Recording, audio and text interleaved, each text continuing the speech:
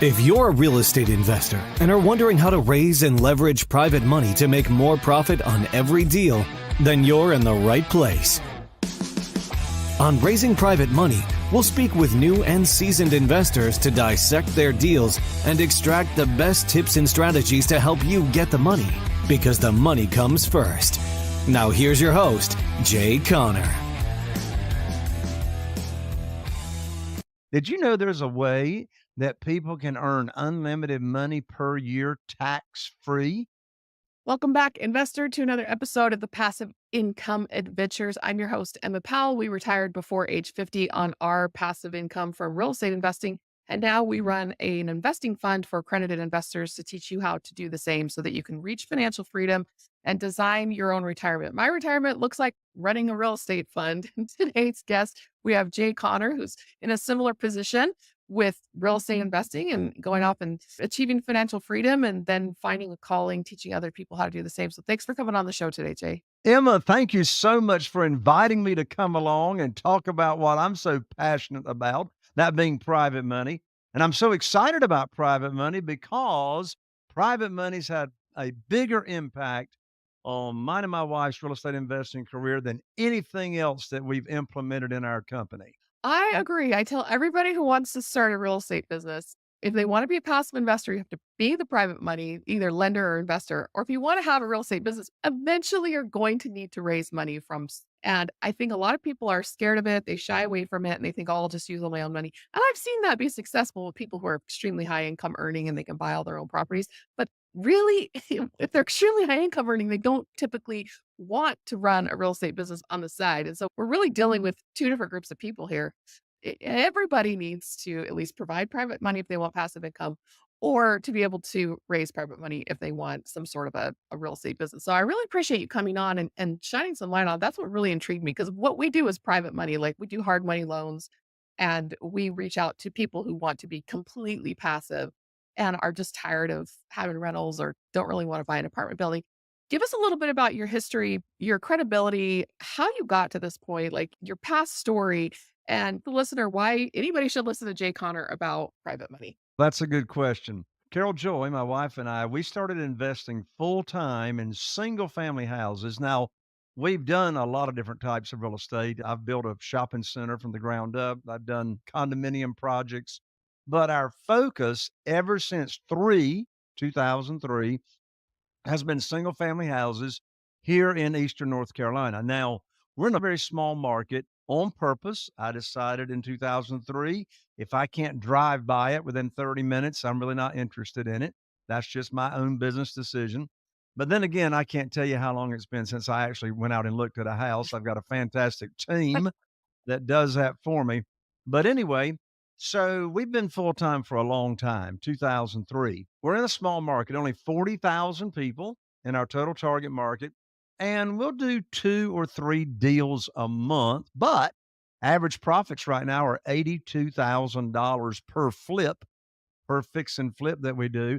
And I don't say that, Emma, to brag at all. I say that and share that to make a point. And the point is, you don't have to be in some huge populated area in some huge market to be making significant income. I would rather be a big fish in a small pond and dominate the market. So that's what we're doing. From 2003 until January of 2009, all I knew to do was go to the local bank. I never even heard of hard money from 2003 to 2009. I didn't even know what a hard money fund was. All I knew to do was to go to the local bank and have my line of credit there. And I'd get on my hands and knees and put my hands underneath my chin and raise my skirt up so they can look at my personal assets and my financial statement and my credit score. They made all the rules. They did all the underwriting. That's the traditional way to borrow money. And so that's what I did until January 2009. What happened in January 2009? I had 2 houses under contract that represented over $100,000 in profit. And so I called up Steve. Steve was my banker at the local bank that I've been doing business with for 6 years. And I called him up to tell him about these 2 deals. And Steve and I had had this kind of conversation many times for 6 years. And I learned like that at the snap of a finger that my line of credit had been closed. Steve said, No. Jay, I'm sorry, but your line of credit's closed. We're not loaning money out to real estate investors anymore right now. I said, Steve, what in the world are you talking about? Why have you closed my line of credit? We got a great relationship for 6 years. We've done a lot of deals. I got a great credit score. What's the deal? He said, Jay, don't you know there's a global financial crisis going on right now? I said, no, but you just gave me a global financial Yeah. crisis because I don't have a way to fund my 2 deals that I've got under contract. And back then, you couldn't get your earnest money back when you put earnest money down. So anyway, I hung up my phone. Emma, I'm going to share with you and your audience right now a very powerful question, and the power's in the questions. I'm going to share a very powerful question that I asked myself sitting right here at this desk when I hung up the phone with Steve. I said, Jay, who do you know? And by the way, this question will help fix any problem anybody's got: career, financial, relationships, health, it don't matter. The question I asked myself was, Jay, who do you know that can help you with your problem? And by the way, people running around saying every problem's an opportunity. I want to throw up. I didn't have an opportunity. I had a problem, right? So who do I know that can help me with my problem? When I asked myself that question, I immediately thought of Jeff Blankenship, good friend of ours. He was living in Greensboro, North Carolina at the time, and he was a real estate investor. So I called up Jeff and told him what had just happened. He said, Jay, welcome to the club. I said, what club is that? He said, the club of having your line of credit shut down. He said, my Yes. bank shut me down last week. I said, how are you going to fund your deals? He said, have you ever heard of private money? I said, no. He said, have you ever heard of self directed IRAs and how individuals can use their own retirement accounts to be a passive investor and be a private lender using retirement money? I said, no, I never heard of that. So I hung up the phone with Jeff and I started researching and studying what in the world this private money thing is and how to find them and how to start conversations and et cetera. Well, without running around with my hair on fire, I was able to attract. I didn't do any chasing, begging, selling, persuading. I was able to attract and get $2,150,000 in less than 90 days just through my own connections and my contacts in my cell phone. And what's interesting, Emma, I did it and I still do it this day. I did not ask anybody for money. I got 47 private lenders right now, individuals that are funding our deals, and not one of them did I ask for money, and I've never pitched a deal. People say, Jay, how do you have all the private money you need and you never ask anybody and you don't pitch deals? Here's the secret.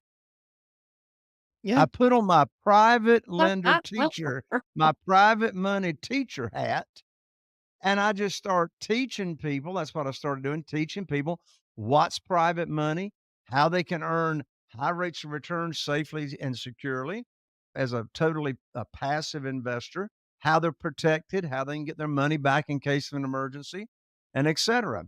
And I did it a number of various ways. I put on private lender luncheons where I just invite people to lunch. I feed them lunch and I teach them the program. And what's interesting, Emma, desperation's got a smell to it. The worst time to be raising private money is when you need it for a deal. And by the way, I'm going to take a little bit of risk right here, Emma. I'm going to take a little risk. I'm going to say something that I think is stupid, right? And I've heard it said on stage many times, and you probably have too, by other gurus and real estate investing educators. But they'll say, "Oh, just get the deal under contract. Yeah. The money will show up." You ever heard that? Oh, they say it a lot. It's a way to get people to buy their expensive program. Just buy the Exactly. It's deal, money stupid. will come. Yeah, it's like, it's so stupid. It's like, where's the money gonna come from? Is it just gonna, like, rain out of clouds or something? So that's why I practice and preach, get the money lined up. There's always gonna be deals. Get the money lined up, and then you can have think about how much more confident and how many more offers they're gonna make if they got the money lined up, or a relationship, say, with a hard money lender. But anyway, so how do I get deals funded without pitching deals? Here's the secret. We separate the conversation of teaching the program. The new private lender says, okay, I got X number of dollars I want to start with. when you get a deal, or I've got retirement funds, I'm not happy with those returns. I'll introduce them to my self-directed IRA representative, get their funds moved over. And then when I got a deal for them to fund, I give them what's called the good news phone call. I'm not calling them to pitch a deal. Of course, they want to fund the deal because they're waiting for the phone call, particularly if they move the money over to a self directed IRA company. They're not earning any money until they Mhm. put that money to work. So here's the script, and then I'll turn it back to you, Emma. Here's the script of exactly what I say when I've got a deal from the fund. I'll call them up. We'll have a little bit of chit chat, and I'll say, I got great news. I can now put your money to work. I've got a house under contract right now in Newport, and the after repaired value is $200,000. The funding required for the deal is 150,000, so that matches up to what you told me you've got. And closing is going to be next Tuesday, so you'll need to have your funds wired to my real estate attorney's trust account by next Monday. I'm going to email you the wiring instructions. End of conversation. The most stupid thing I could do is ask them, "Do you want to fund the Or deal?" you're interested. Of course they want to fund the deal. They've been waiting for me to call them up and put their money to work, particularly if they've moved retirement funds over Mm. to a self-directed IRA company at my recommendation. They're not making any money until I put it to work. And of course, I'm not going to bring a deal for them to fund unless it matches the criteria of the program that I already taught them, maximum loan to value, et cetera. And so that's it. Separating the conversations of teaching and then having deals for them to fund. And it's an amazing concept because I love to teach. I just teach people for free. Pours out of me. My kids wish I would stop trying to teach them so much. And looking for somebody who really does enjoy teaching has a way of building trust. And people can tell if somebody's teaching for an ulterior motive or teaching for just the love of teaching. But you've been able to combine those two approaches. Can you tell us a little bit more about the nitty-gritty or the technical part of combining that? Because like I said, it's very important to be authentic and genuine and really love teaching, but at the same time make it clear. And when I have an opportunity, you can fund it.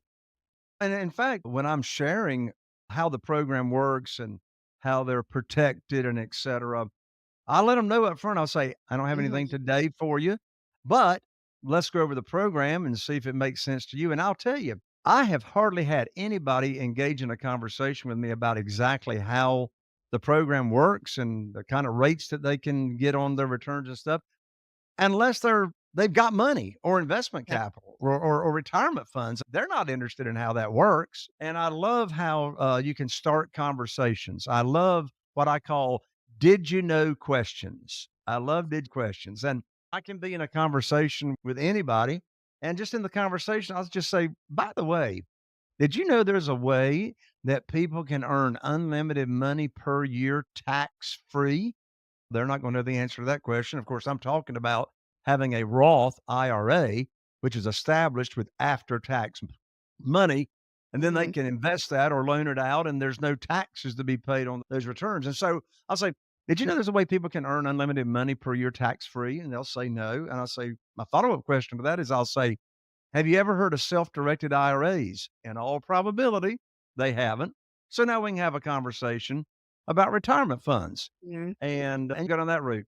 I'll share a short story, Emma. I'll share the short story of how I got my very first private lender at $500,000, mind you, without asking for money. So it was on a Wednesday evening. Carol Joy and I are very involved in the local church here in Morehead City. And we were at Bible study on Wednesday night. I know I wanted to speak with Wayne, was his name. And so I walked into the foyer. I walked up to him and I said, "Wayne," I said, "could we visit confidentially for a few minutes when we finish church?" He said, "Of course." So the short version is we got together down in the nursery. I shut the door. Here's exactly, Emma, what I said to Wayne. I said, "Wayne, everybody in this town." And he did. He's passed away now. But he did. I said, Wayne was the original Zenith television dealer. Now, if you don't know what the Zenith television dealer was, then you are too young to remember life before Walmart came to town. So anyway, he was the Zenith television dealer, and he was plugged into the. I said, "Wayne, everybody." You're plugged into the Rotary Club. I said, and here's the magic phrase. I said, Wayne, I need your help. I said, I've now opened up my real estate investing business by referral only, and I'm paying investors that want to invest with me insane high rates of return. So here's what I need your help with, Wayne. When you run across somebody that's complaining about the low interest rates they can get on a certificate of deposit at the bank or the losing money in the stock market, would you refer them to me and I'll tell them about my program? What do you think Wayne said? Sure. He said, "Now, Jay, what you got going on?" And I said, "Well, are you saying that you and your wife might be interested?" He said, "We might be." I said, "Why is that?" He said, "We're only earning 3% in the local bank," and that's what it was back in 2009. Only Mhm. earning 3% in the local bank, and we're losing money in the stock market. He said, "What kind of interest rates are you paying?" I said, "That depends on the deal." I said, "Wayne, what sounds high to you?" He said, "I don't know, maybe 5% or 6%." I said, "Wayne, I can't pay you 5% or 6%, but I can pay you 8%." He said, "Put me down for $250,000." So the very next day, I went to his and his wife's home and we had a conversation over coffee and I put on my teacher hat, right? Yeah. And I taught them my program, the rates I pay. We talked about how often they would want payments. Remember, there's no deal involved in this conversation, this initial conversation. And I let them know I put a 90-day call option in the note that if you got an emergency, you need your money back early, you can get your money back early, real easy to do business with. That 250,000 by the end of the conversation became 500,000. Let's unpack that story. By the way, so I called him up in less than a week with the good news phone call that I Yeah. just shared. So let's unpack how that happened and what happened.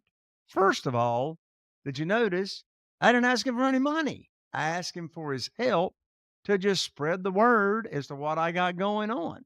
And people, generally speaking, want to help, right? So spread the word. Now, why did that pledge of money come across so quickly? Because the relationship was already in place, obviously. Mhm. The level of trust was already there. Even though I'm protecting them, I'm not borrowing unsecured money, but that trust relationship was in there. By the way, Wayne and his wife did help out a lot. They spread the word big time and got countless referrals from other new people that didn't know about private money and how the program worked.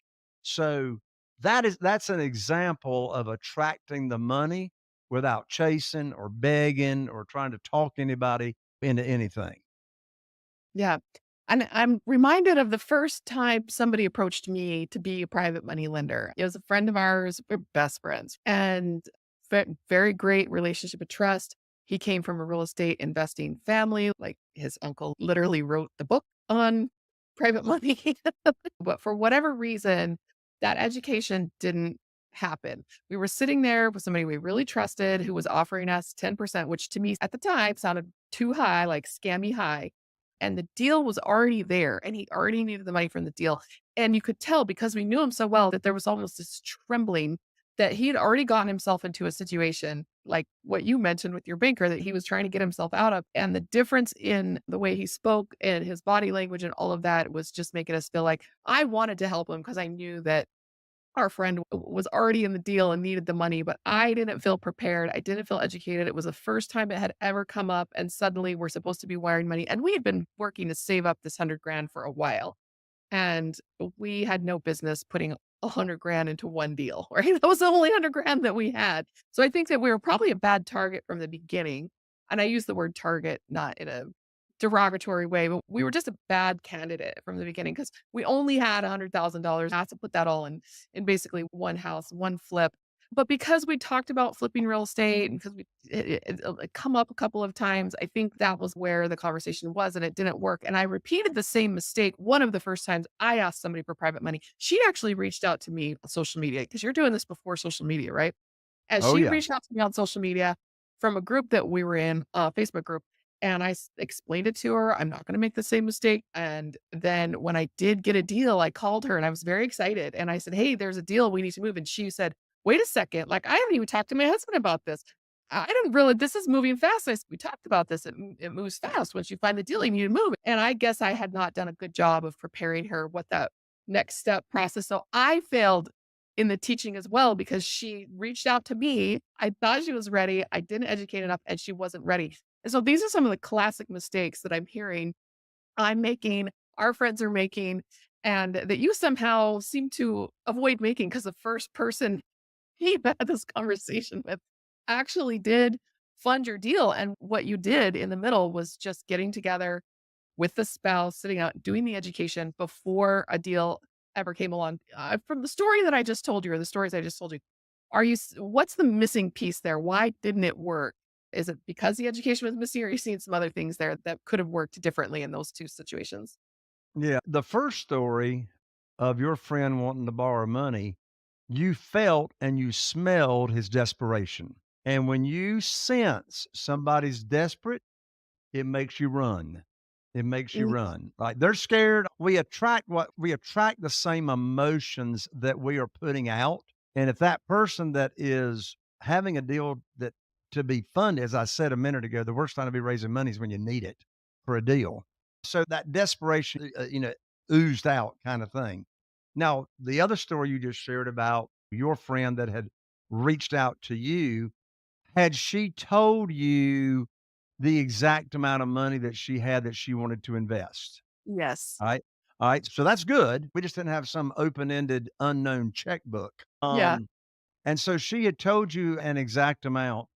How much time went by approximately from when she reached out to you, she told you how much she had, and then you had a deal for her to fund? Of weeks. Because when she did reach out to me, I didn't have anything at the time. And then I found a flip a couple of weeks later, maybe a month tops, but Gotcha. maybe I hadn't called her in between to let her know I was looking. I don't know. I definitely messed Well, that no, one up.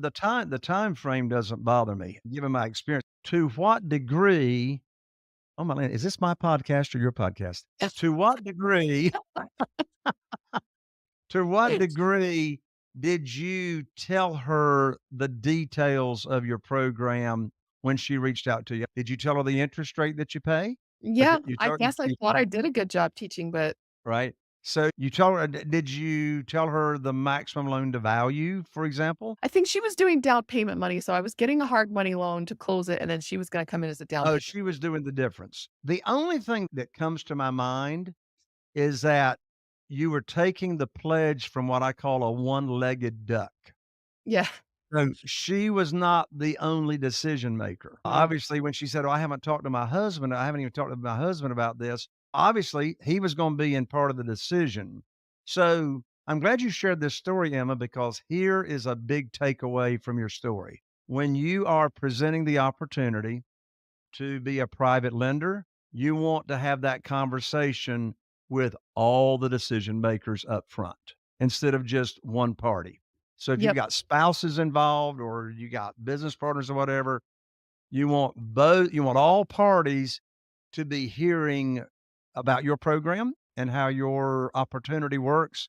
And then there's no, oh, I haven't talked to so and so. Yeah. I It's so many things that so many factors. This is why I really wanted to talk to you because the selfishness of hosting a podcast and getting somebody to myself for a little while and asking all the questions that either I want to ask because my current self needs to know that, or recognizing that the conversation has value for my past experiences to the listener who may be going through this. So let's shift gears a little bit to the kind of person who is going to be the private money lender, to the kind of person who is going to be asking for the private money, because we have both types of listeners on this show. People who have already are making a great income, like your friend. He had some cash and he just was like, I have enough money now that if I get really started investing it and add to the pile as I work over the next, say, 10 years, that I can get $2 million rolling in play and I can earn, say, 10% income off of that annually through private lending, and that would make me basically 200 grand worth of income after taxes. You do have to pay tax on interest income, but if you do it through your IRA, that's already tax advantage, and that's one thing I like to make sure that people understand. And then the other type of person who doesn't have enough money from their high paying job that over the course of the next 10 years, they can't get $2 million in play where they can retire earlier, hit financial freedom. And they're like, I need to figure out how to make more money. And so you have somebody who's maybe going to be starting a business or starting a real estate business to earn more money trading time for money. That's not passive, right? But then you have people who are like, I already have a job. I don't need a side hustle, right? So let's talk about those two avatars, the two ends of the transaction. What kind of Sure. person is it? And describe that so our listener can identify which one they are most likely to be. So let's talk about from the perspective of a private lender that Hmm. is going to be loaning the money out to the real estate investor.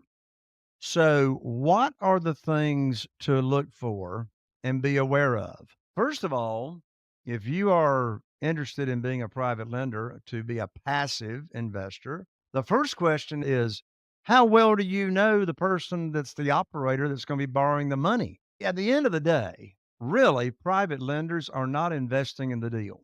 They're really not investing in the deal. They're Hmm. really investing in you, the operator, is who they're investing in. So, what kind of reputation do you have? How well do you know them? Now, I've got a lot of private lenders that I've not even met in person. It's all been over the phone or on Zoom because they were referred to me by a current private lender. That's what we call the trust bridge. That trust that already exists between me and existing private lender, then that trust bridge is then carried over to whoever they are referring to me to be another private lender. So, first of all, how well do you know them? Secondly, how much experience do they have? Now, one common question I get from new real estate investors is, who's going to loan me money and I've never done a deal? And the answer is probably nobody, That- unless you are joining hips with a business partner that's already done a lot of deals. And so Yeah. you can leverage the experience of your business partner. That's why so many of my students and my coaching members leverage the relationship with me because we're in business together and they get to leverage my experience of rehabbing over 500 houses and being in this full time since 2013. So, back to the question, what should a new private lender watch out for? The operator, what kind of experience do they have, or their business partner? And then the next thing to watch out for is, how are you or your money protected? So here's a writer downer. Don't ever loan out unsecured money. Yeah. I don't care how well you know your brother, your sister, your mother, or your daddy, right? Everybody needs to be protected. So, for example, how do I protect my private lenders? Multiple ways. First of all, we're going to collateralize their promissory note buy a mortgage here in North Carolina. It's a deed of trust. So we're going to collateralize that note and back that note by the real estate that's being purchased. So it is secured. In other words, if the borrower doesn't pay you, then the real estate does. If they don't Yep. pay, you get the property, right? No. Yep. Next point, how conservative is the loan to value? Now, I borrow against after repaired value because most properties I'm doing renovations. So I'll be borrowing up to 75% of the after repaired value. So there's going to be a 25% cushion for the private lender. So you want to make sure the property is not over leveraged by your money that you're loaning out, right? So you want a conservative loan to value. How else should you be protected? You should be protected as a private lender by requiring to be named on the insurance policy, that property insurance policy, as the mortgagee. If we borrow money from the bank, I promise you the bank is going to be named as the mortgagee on the insurance policy. What does that accomplish? Here's what that accomplishes.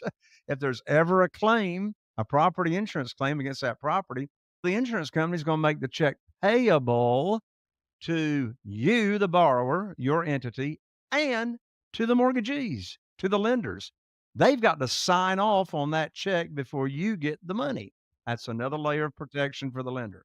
Also, going to name the lender as an additional insured on the title policy. So, in case there's any title issues down the road, then they're protected as well. And so, how else are you protected? Don't you ever give money directly to the borrower. You Kind want of a your reverse. money. Look, and that's what a lot of one of my first private lenders, or more than one, they said, Jay, I like the program. I'm ready to start. What do I do? Do I just write you a check? Yeah. No, Or you new. don't write me a check when I've got a deal for you to fund that I can collateralize your note. Then you're going to wire the funds that you're lending directly to my closing agent's trust account. So if you're using a title company, you're using a real estate attorney, we use real estate attorneys here in North Carolina Yeah. for mortgages. You want to mail it to them. And then after closing, after everybody's protected on public record, then the title company or the real estate attorney will then disperse funds. Yes. And that is so much more similar to my first experience being a private lender. We I tell people house hack. If you don't have enough money, like you said, no one's going to lend you a deal if you loan money on a deal if you've never done one before. So you've got to figure out a way to get this done either with like a family member or business partner, like you said, somebody you're really, really close to who's willing to bet on you, which is really what it is. But what we had done is we lived in a house, we completely remodeled it. We added a lot of value to it that we lived in it ourselves.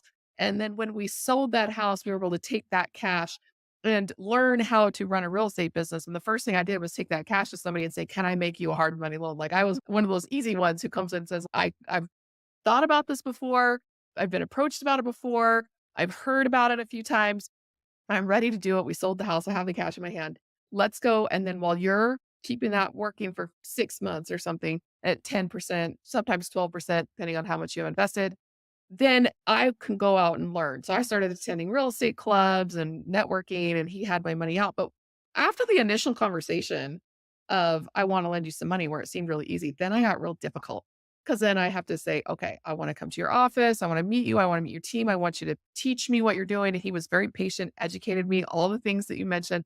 It's going to go to the trust account. We're going to have it leaned against the property, like all of this kind of stuff. Here's the address. Check it out. All because I just felt he had told me everything I needed to know, but I freaked out a little bit of buyer's remorse, a little bit of fear, right? It wasn't all the money we had, but it was close to all the money that we had in one deal. And that was probably a mistake. And so one of the things that I tell my private lenders now, in addition to everything that you just mentioned, and you tell me what your opinion is of this, I always ask, like, how much money do you have in general?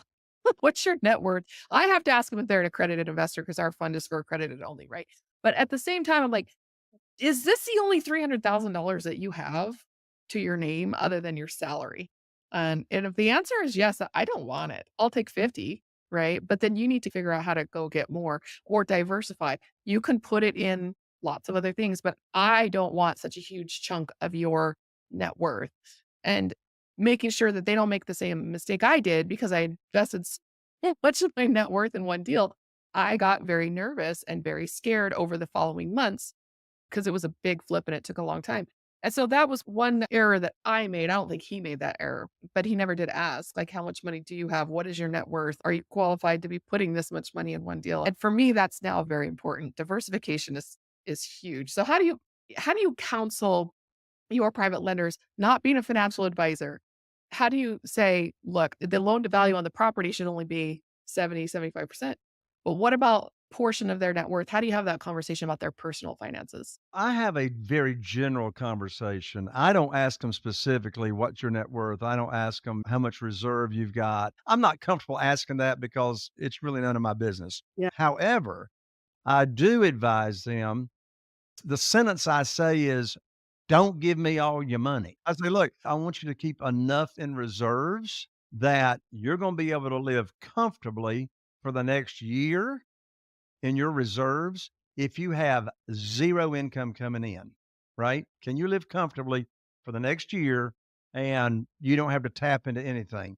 So, another thing I'll say is I want you to have plenty of liquidity over on the side for any kind of rainy day that comes up. I'll say, even though I'm giving you a 90-day call option in the promissory note and you can get your money back in case you have an emergency, and it probably is only going to take me 2 weeks to replace it, but it is 90 days. So, Mhm. in other words, just don't put yourself in a corner. Yeah. One thing that makes it easier for me is I need to at least know their minimum net worth that it qualified to be an Right. accredited investor. But the other question that makes it easy without prying too much into their finances is something more along the lines of, what are your expenses that you're going to need to be covering? What would you do if you lost all this money? People are afraid to ask that question because they're afraid that then now you're putting the idea of loss into their mind and then they get cold feet and then they might not invest. But to me, it's almost like a test to say, how cold are their feet? how nervous of a lender are they going to be? What would you do if the worst case happened and we lost this money? Tell me about that. And finding that conversation gives me a lot of information about them and their because I Well, don't like but nervous money. sure, because of your own personal experience, it's Mhm. very natural for you to have that kind of conversation. Because I'm Mhm. sure that when you have that kind of conversation, you're probably sharing your own personal experience as to why you're going down that road of conversation. So it makes sense for you to have that kind of conversation, particularly since you're raising money for a fund and they've got to be an accredited investor. Yeah, and that makes sense too, and those personal experiences, sometimes they surprise me. I asked somebody recently, I always say, "Oh, that's our next steps are," or whatever. "Let's get on a phone conversation with your husband or with your wife." And I was talking to somebody and they said, "Oh, no, we do our own investing. He's got his thing, I've got my thing." And I was like, "Oh, yeah, that can happen." Because normally it's, "Oh, I haven't talked to my husband yet," or "I need to talk to my wife or my pastor, my brother-in-law, or my financial advisor," whoever it is. So normally I say things like, "What's your normal decision-making process that you go through before making these decisions? Who needs to be involved?" Like sometimes they say, "I need to pray about it," or "I need to talk to my pastor." It doesn't matter what it is. I just need to know what it is to make sure that if they need to talk to me, ask me any questions, that I'm aware of what their next steps are, because I tend not to do like the one call close, especially with a lot of people who reach out to me are complete strangers, right? And so I need to build up a relationship and make sure they go through their regular decision making process. But I guess with you, when you first started, people knew you really well. But Sure. now you're having referrals of people who you said there's a trust bridge, but you still need to go through a process. How many conversations or what period of time? I know everybody's different, but what do you normally plan on to say, like, before you call them and say, "Hey, I have a deal"? Is it different with everybody depending on their process? It's either, quite frankly, it's one or two at the Mhm. most. Okay. Okay. Typically, no more than Yeah. 2 because by the time I have a conversation with them and go Mhm. into the detail of the program and the return they get and how they're protected and all that stuff that we're talking about, they've already shown interest. They've already Mhm. shown interest or they've heard about it Yeah. from somebody. In fact, by the time I have a referral to me and they wanna talk with me, they already know the program Yeah. because whoever it is that referred them to me already spilled the beans Yeah. and told them the kinda interest rate they're getting and the layers of protection. So they pretty much are by the time I talk to a referral, they're, like, pretty much ready to go. Yeah, like me when I walked up to the guy at the club and said, "Everybody said you're the guy to talk to for private money lending. What projects do you have?" He was just like, "Okay." But when you put that out there, and he had made a reputation for himself that way, I was pretty ready to go ahead and make the leap even after first, maybe second conversation. Mhm. So that kind of thing that you're talking about, those trust bridges are very important. And one thing I've noticed with real estate investors when they first start and you say, "What sounds high to you?" "Oh, 5% sounds high." And you're like, "Well, it's 8, 10, or 12% that I'm paying." It's so high that they feel like it's scammy high. But then once they get into the world a little bit and they realize all these pretty typical returns for hard money loans, then I feel like they start getting shiny things in their eyes about equity. And equity deals and syndications and things are going to be paying out 15, 18, 20 plus percent, depending on what the asset is. And a lot of people are like, "Oh man, I can perform so much better with the equity." Or can I be a down payment partner instead of on the lean end, like a equity partner? So we do offer equity in our fund, but I've noticed that this is a big fight between people where they're like, "There's that sure money, that 10 or 12% total equities over there sparkly that I heard about somebody at a real estate club." I personally do both, but I only do as much equity as I need for the tax depreciation. And the rest of it Mhm. is cash flow through lending. And so making those decisions and being able to diversify. So I often find myself really struggling with people who are over invested in equity and don't have enough private debt in their books. And so what kinds of opportunities either do you offer or do you yourself invest in that are more on the equity side, either for higher returns or for tax depreciation? So I've never offered any equity in any Mhm. of my deals. It's always been straight interest rates. And as far as investing goes, I pretty much just stick in my own little wheelhouse, which is single family houses here in Eastern North Carolina. And I get the question all the time. I say, "Jay, don't you want to expand out? Don't you want to Yeah. grow? Don't you want to go into some other areas?" I say, "No, I'm Yeah. 2 to 3 deals a month, $82,000 net after realtor fees. That's good. That's good enough for me." But where I'm spending so much of my time is in my coaching, working with real estate investors to help them grow Mhm. their business, to help them raise private money. And that's just what I absolutely love. I just love having my teacher hat on and sharing with other people how we do this thing. Yeah, and for me, I've just realized over the years is I want more boring investments. The boringer, the better, because once you have enough cash that you've built up, that it can be compounding at, say, that average rate of, say, just 10%, right? Just because it makes the math easier. I know I can go out and get 10% any day of the week. So I basically do my own investing portfolio calculations based on an average rate of return of 10%.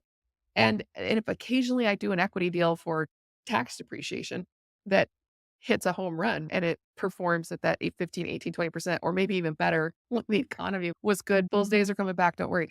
I feel like the more money you have, the less money you can earn on it and still be doing really well. And the less money you earn typically are the more boring investments. That's why they're, and it's so funny that when you start talking to your private lenders and you tell them 10%, they're like, wow, that's high, scammy high. But after a while, they're like, yeah, 10%, that's not that much compared to what they can be doing. So we do, like I said, occasionally offer equity investments because I need some, our investors need some.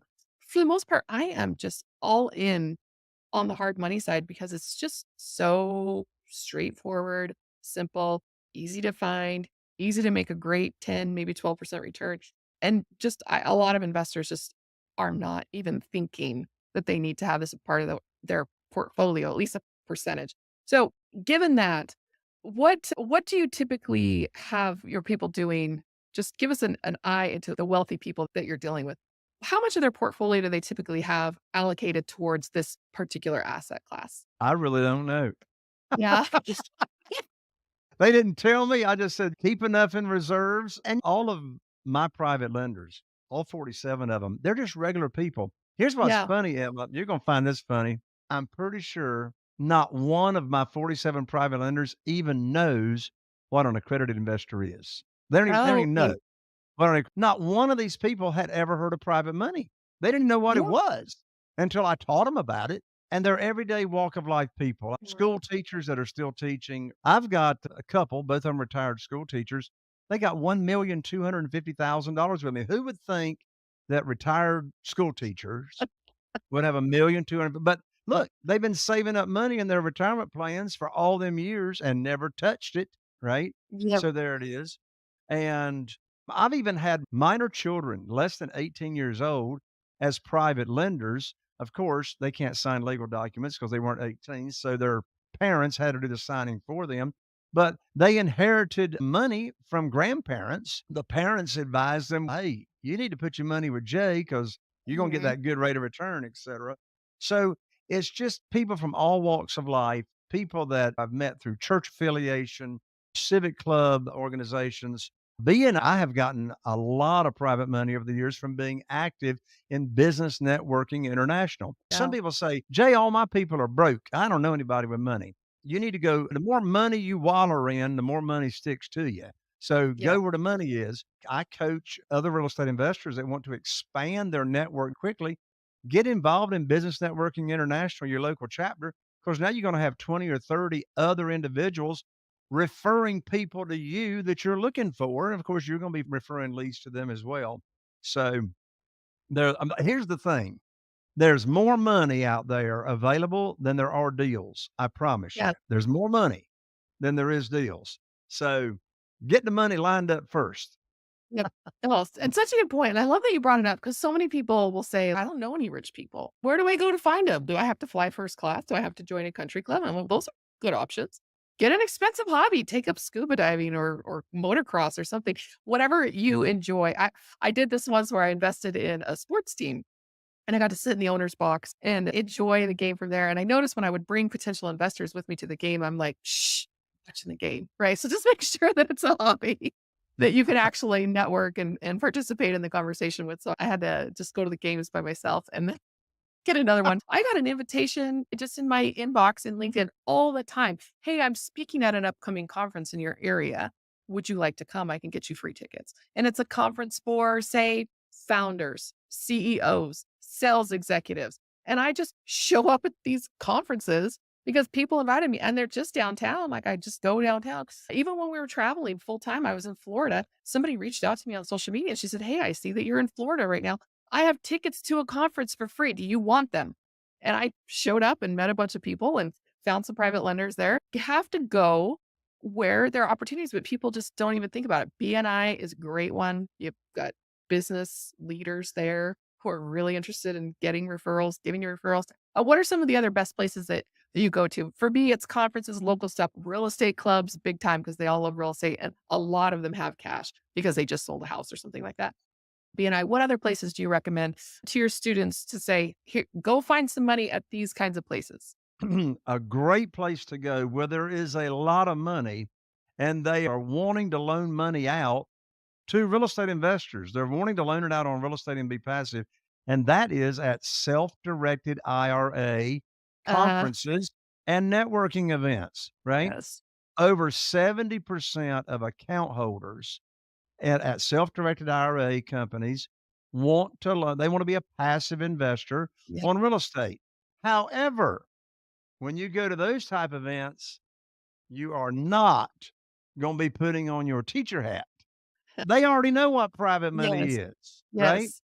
They've already got retirement funds that they want to invest. So this is not going to be a teaching conversation. This is going to be a negotiation Mhm. conversation because in my world of private money, where I'm borrowing all my private money from people that I have taught what private money is and taught them my program, then I get to make the rules. I set Yeah. the interest rate, I set the loan to value. It's my program. But when you're negotiating or borrowing from a hard money lender or et cetera, then they are making the rules. And now you're having a negotiation conversation. However, in answer to your question, there's a lot of money available at those networking events. Do you find those to be so competitive because there's so many other people there to raise capital from that it's not sometimes not worth going? Because there's it's like you were talking about the ponds, a big guy in the small pond or a little guy in a big pond. When you show up to an event like that, everybody's looking for opportunities, but then everybody's flowing in. So you're not the only real estate guy in the room at an event like that. Well, that's why I've never done it.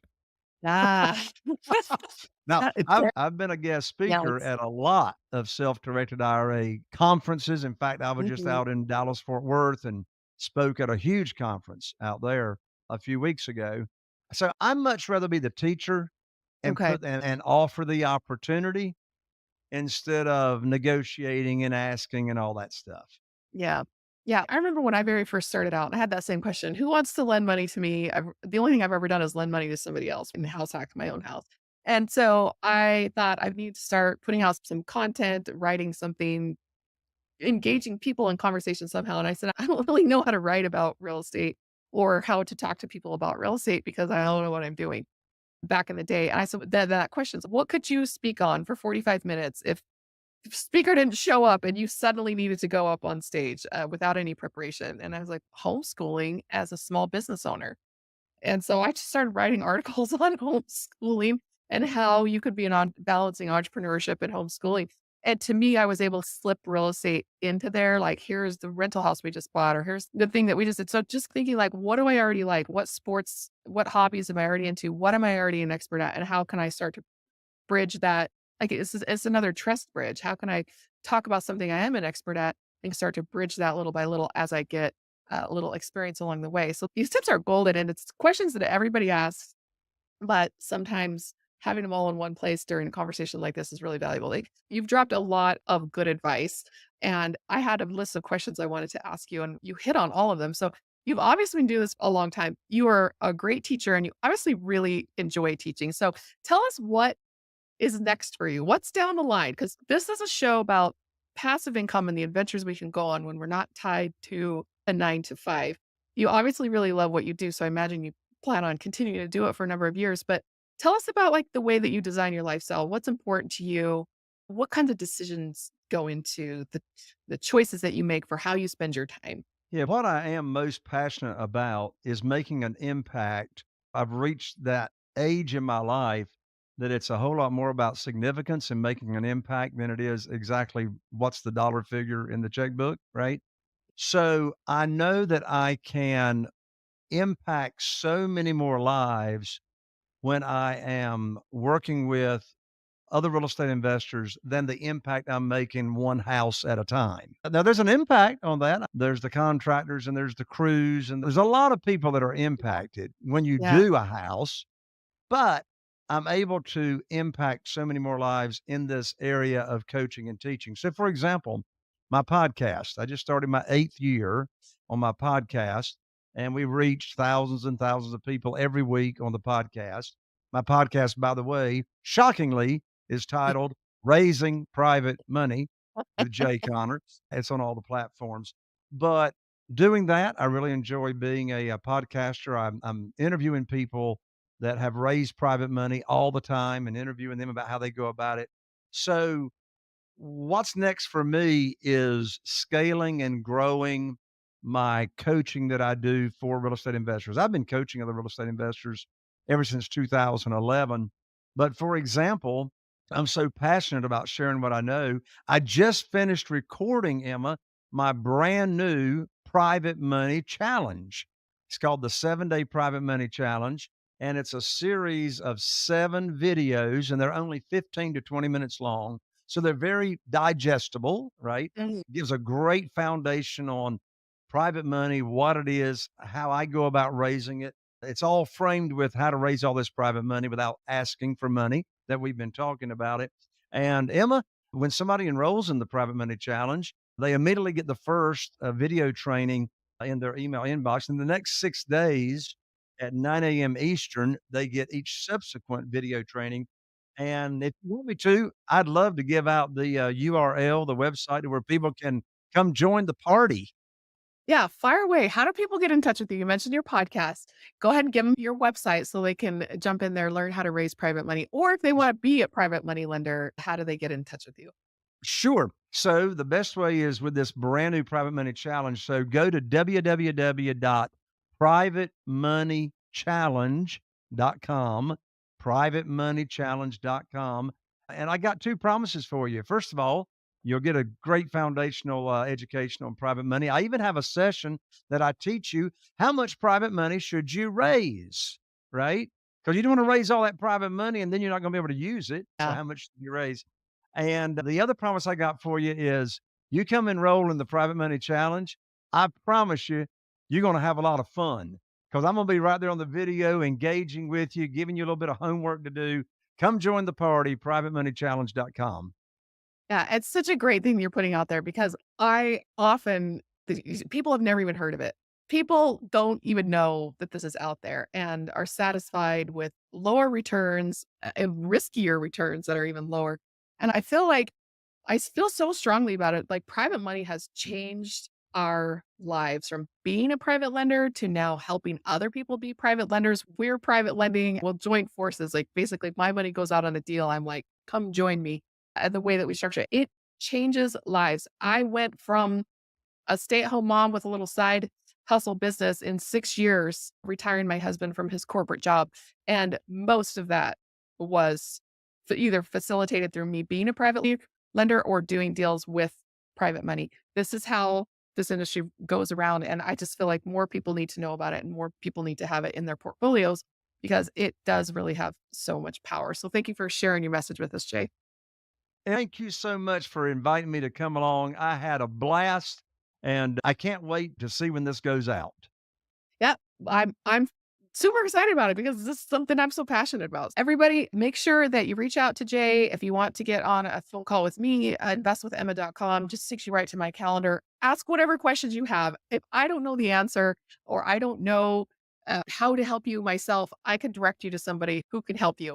And the networking and all of this is why we do this show. Being able to know who to call when you need it. It's like your good news phone call that you mentioned. It's like you need to have a list of people that you can call when you have opportunities or problems arising because you have already created those relationships and that's how the networking works. So thank you so much for coming on the show, Jay. Thank you so much to you, the listener, for coming out. Be sure to go to privatemoneychallenge.com or investwithemma.com. Get in touch with us, have the conversations. You will be shocked how quickly your life can change by these kinds of tools. So until next time, thank you for listening to the Passive Income Adventures.